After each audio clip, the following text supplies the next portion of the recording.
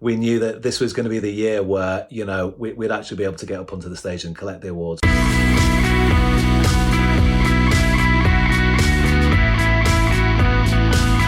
This is Velocitize Talks, and I'm Eric Jones. I'm here with Pete Hendrick, the co-founder and managing director of Octopus Group. Pete, it's great to have you. Thanks, Eric. Thanks for having me. So Pete, tell us a little bit about the founding of Octopus Group and the opportunity that you saw in the market that led to its creation. Sure. Well, our proposition, brand to sales, is one whereby we saw that there are a number of bigger PR agencies who were great with creative ideas, but didn't necessarily offer the demand generation and lead generation activities that clients so often wanted. And we saw at the other end of the market, there was a ton of lead generation agencies who weren't necessarily all that strong with content strategies and really taking the right creative approach. And we felt there was this center point in the market, and we took it. And so brand sales is our way of viewing the world. It's our methodology. It's the way we've structured our services, and we're a full service agency, and essentially everything we do is looking through a lens of always wanting to make the journey from prospect to buying customer as quickly as possible for all of our clients. Pete, I wonder if you could give us some examples of brands that you have helped, in fact, generate demand, and whether that's from a content perspective or from a traditional earned media perspective.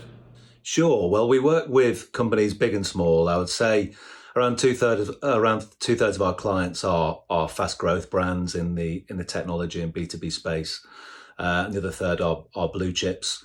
The best, most noteworthy example, I would say, we have lots of examples, but the most noteworthy one is Hector Agritech, for whom we delivered the program Tudor, which pretty much swept the boards in the UK marketing and PR awards season over the last year to 18 months. And what we did there was we had quite an idea. Hector Agritech is essentially a commerce platform matching up farmers who want to buy stock.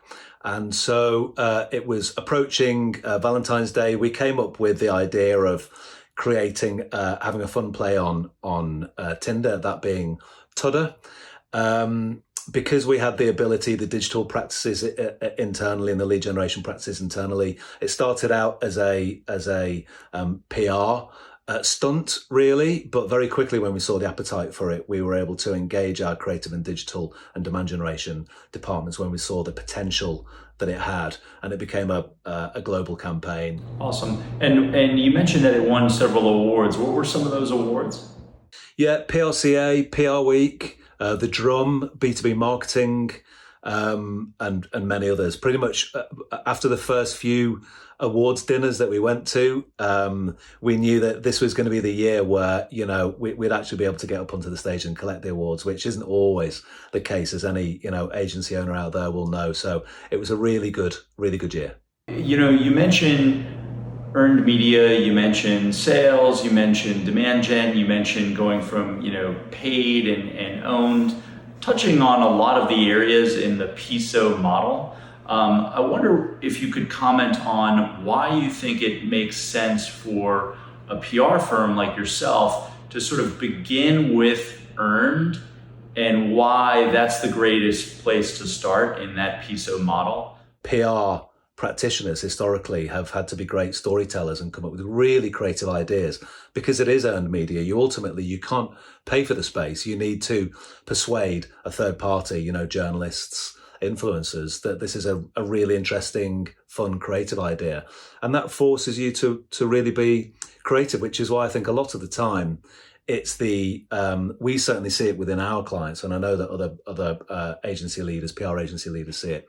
Often it's the PR team that comes up with that really incisive idea that is then really embraced by the full marketing and sales team and is then delivered that way. I wondered if you could talk a little bit about your own framework for storytelling versus, I think, where a lot of businesses really start is just pure messaging, which really doesn't get you there. Do you have a particular framework that you use with clients? We have a creative team who don't just necessarily think with words. That they're not limited to thinking about copy or messaging. To your point, we have a planning team, and that is the team that will look at go-to-market strategies, new product strategies for clients, some real kind of heavy lifting from a strategic perspective. And we also have in-house research specialists. So we use the right research methodologies when doing primary and secondary research on market opportunities for our clients. So those specialities, those divisions working in partnership with our client services teams who are owning the client relationship really make sure that it's a very robust process that we go through. One of the big topics on everybody's mind is obviously COVID. How have you seen that impact PR, the media, and even more broadly marketing in the UK? We've been working with clients on different ways. Very few plans are still intact from the ones, very good plans that were there in place at the beginning of March have pretty much now been ripped up because we just had to change the way that we were engaging in the market, and they had to change the way that they were using us.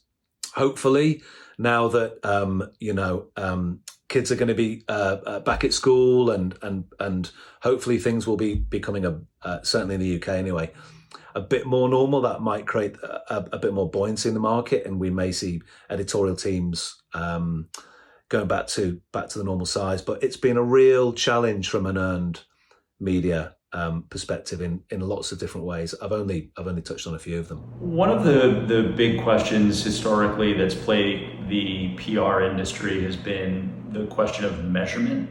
What are some of your favorite metrics for measuring the success of a PR campaign? What we really try and do to make our programs as measurable as possible is integrate them into the broader demand and lead generation programs of our clients.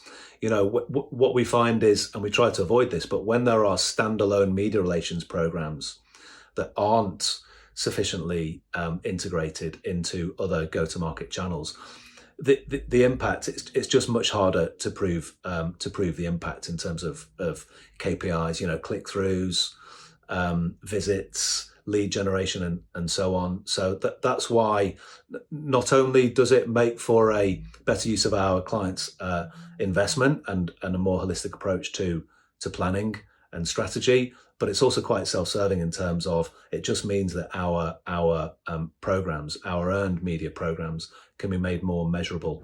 Given that you obviously probably get a whole slew of RFPs on a monthly basis, have you seen any changes in how companies are approaching you with those RFPs? Any new questions that you didn't see maybe a year and a half ago? We call them brand to sales briefs. So we developed our brand to sales methodology about 5 years ago now, and it was it suits a certain type of brief really well, and that's what we call a strategic brief. So when a brand approaches us and talks about wanting to grow quicker or target a new type of customer, or has an imminent capital event, maybe they want to float or be acquired, and want our advice on how to do that, we consider that a strategic brief. They don't necessarily specify which channels they want to focus on, and that for us is a really interesting brief. What's your favorite piece of professional advice that you've ever been given?